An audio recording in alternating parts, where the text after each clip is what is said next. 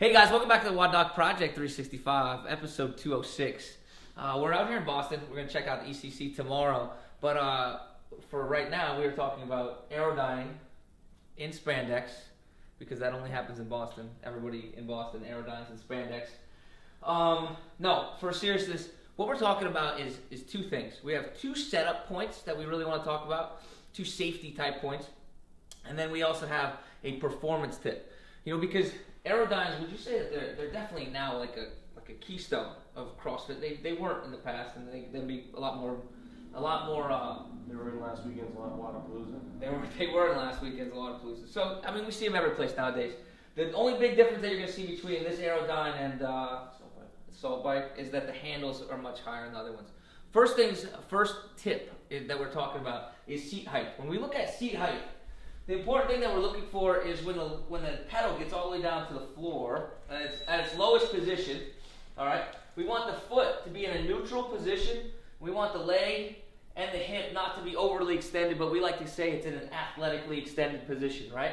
So something that where the seat height would be too high, then we kind of get this overextended hip. We don't want you have to do that, obviously.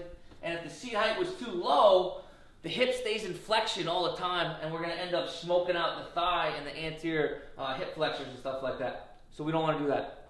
Secondly, once we get Chris going here, what tends to happen when people start pushing on these handles is they get that wonderful posture because they think that they're still at their desk job doing computer work. This position is atrocious, obviously, right? So we want to get the athlete, or Chris, well, I don't know if we can call him an athlete. We want to get Chris up nice and tall, and we want him to get him driving through, and that becomes our performance tip, right? So we have seat height, we have posture as our two safety mechanisms, and now we have our performance tip. These handles, they don't turn us anywhere, right? We're on a stationary bicycle, so we need to focus on driving through, being synchronous with our legs, obviously, right? So legs and arms work together, chest stays up, back stays taut, drive through the elbow. Make sense?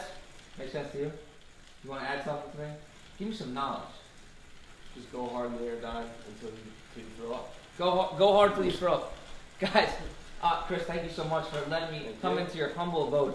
I guess everybody else here, look at 30-foot ceiling and stuff like that. Making fitness in the living room. Making fitness in the living room. I do that, but it doesn't have anything to do with the bike. Guys, until tomorrow, we are optimizing function to optimize performance. Hey guys, welcome back to the WODdoc Project365, episode 206. We're out here in Boston. We're going to check out the ECC tomorrow. But for right now, we are talking about Airdyne in spandex, because that only happens in Boston. Everybody in Boston, Airdyne's in spandex.